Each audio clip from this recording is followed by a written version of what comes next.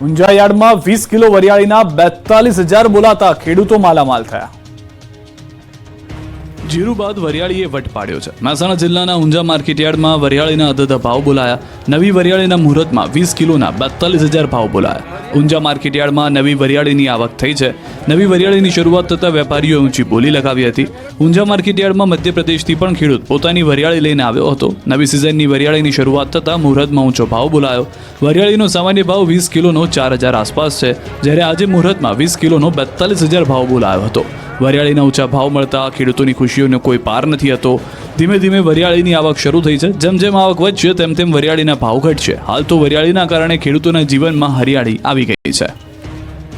અંબાજીમાં બનાસકાંઠાના સાંસદ ગેનીબેન ઠાકોરે કરી ફટકાબાજી। કંઈક આ રીતે રાજકારણના ખેલાડી ક્રિકેટના મેદાનમાં ઉતર્યા। બનાસકાંઠાની રાજકારણની પીચ પર સ્પીચથી છગ્ગા ચોગ્ગા ફટકારતા બનાસકાંઠાના સાંસદ ગેનીબેન ઠાકોર આજે ક્રિકેટના ગ્રાઉન્ડમાં બેટ સાથે ઉતર્યા હતા। અહીં પણ ગેનીબેને ગુગલી બોલો પર બાઉન્ડ્રી ફટકારી હતી અને વિરોધીઓને પોતાની શક્તિનો પરચો દેખાડ્યો। પ્રસંગ હતો અમદાવાદ મૂળના ક્રિકેટ ટુર્નામેન્ટનો। અંબાજીમાં યોજાઈ રહેલા અંબા પ્રીમિયર લીગ ક્રિકેટ ટુર્નામેન્ટમાં છેલ્લા દિવસે ગેનીબેન પણ હાજર રહ્યા।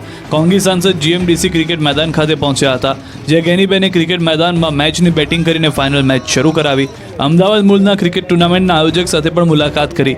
આ સમયે તેમણે ક્રિકેટ મેચ માટે રાજ્યમાં રમતના મેદાનની અછત અને વ્યાયામ શિક્ષકોનો અભાવ હોવાનું જણાવ્યું। આ પહેલા બનાસકાંઠાના યાત્રાધામ અંબાજીમાં કોંગ્રેસ સાંસદ ગેનીબેન ઠાકોરે માતાજીના દર્શન કર્યા। ગેનીબેને કુમકુમ તિલક સાથે માથે પાવડી મુકાવી। તો આપને જણાવી દઈએ કે ક્રિકેટ આયોજકોએ આગામી 8 માર્ચે અંબાજીમાં 1000 વૃક્ષ વાવવાનો પણ સંકલ્પ જાહેર કર્યો છે। સુરેન્દ્રનગરમાં જિલ્લા પંચાયતની સભા બની મજાક, ગણતરીની મિનિટોમાં પૂરી। લોકોની સમસ્યા સાંભળ્યા વગર જ સુરેન્દ્રનગર જિલ્લા પંચાયતની સામાન્ય સભા મિનિટોમાં પૂર્ણ થઈ ગઈ। સુરેન્દ્રનગર જિલ્લા પંચાયતની સામાન્ય સભા નાટ્યાત્મક રીતે ગણતરીની મિનિટોમાં પૂરી કરવામાં આવતા રોષ ફેલાયો। 3 મહિનાના બદલે 5 માસ બાદ મળેલી સામાન્ય સભામાં કોઈ જ પ્રશ્નોત્તરી ન કરવામાં આવતા અનેક પ્રકારની ચર્ચાઓએ જોર પકડ્યું। બપોરે 1 કલાકે શરૂ થયેલી સામાન્ય સભા માત્ર 5 મિનિટમાં પૂરી કરી દેવામાં આવી।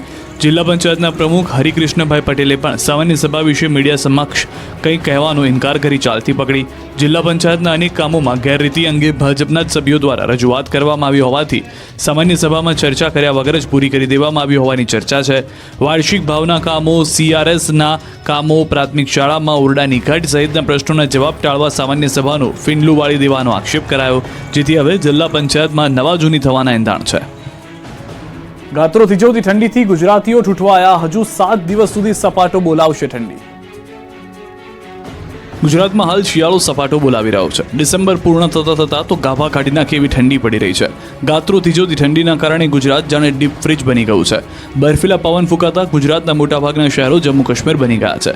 જમ્મુ કાશ્મીરમાં હિમવર્ષાના પગલે રાજ્યમાં ઠંડીનું જોર દિવસે ને દિવસે વધી રહ્યું છે। રાજ્યમાં છેલ્લા 2 દિવસ દરમિયાન લઘુત્તમ તાપમાનમાં સામાન્ય કરતાં 2 થી 3 ડિગ્રીનો ઘટાડો થતાં લોકો ઠૂઠવાયા છે। ઉત્તર અને ઉત્તર પૂર્વ તરફથી ફૂંકાઈ રહેલા પવન હાલ લોકોને ધ્રુજાવી રહ્યા છે। 5.5 ડિગ્રી સાથે અંબાજી મંદિર સાથે સૌથી વધુ ઠંડી પડી। 6.5 ડિગ્રી સાથે કચ્છનું નલિયા બીજું સૌથી ઠંડુ શહેર રહ્યું। ત્યારબાદ ડીસામાં 9.6, ગાંધીનગરમાં 10.6, ભુજમાં 10.8, રાજકોટમાં 11, અમદાવાદમાં 13.7, પોરબંદરમાં 14.6, ભાવનગરમાં 15.5 અને વડોદરામાં 16.2 ડિગ્રી લઘુત્તમ તાપમાન નોંધાયું। હજુ પણ આગામી 7 દિવસ સુધી ઠંડીમાં ઘટાડો થવાના કોઈ અણસાર નથી।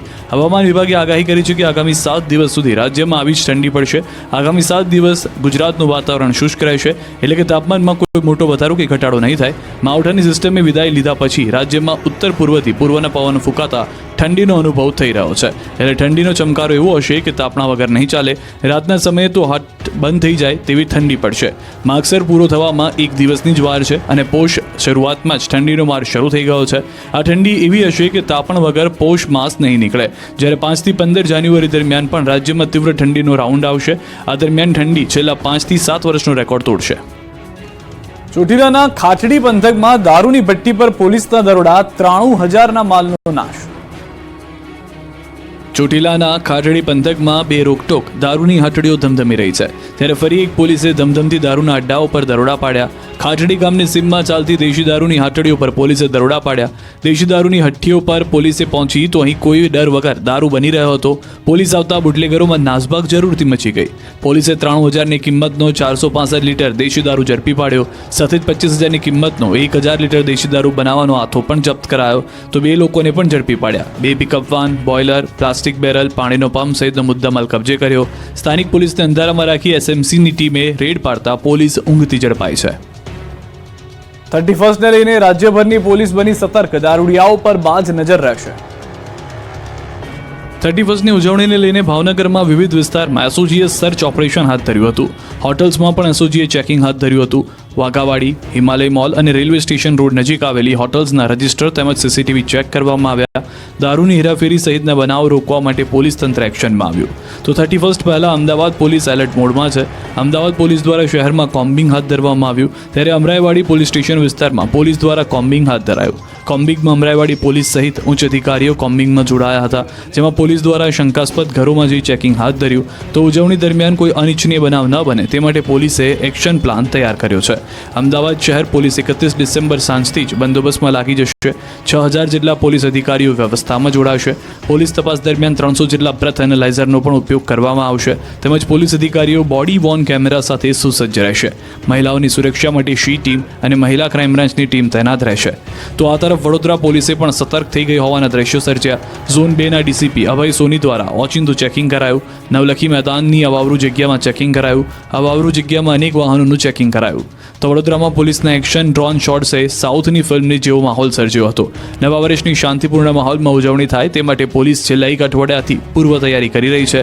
250થી વધુ બ્રેથ એનાલાઇઝર મશીનથી પોલીસ ચેકિંગ કરશે. તો એનડીપીએસ ડિટેક્શન કિટનો ઉપયોગ કરી પોલીસ ડ્રગ્સ લેનારને પણ પકડી પાડશે. સલાઈવાનું સેમ્પલ લઈ ઓન ધ સ્પોટ પકડી પાડશે.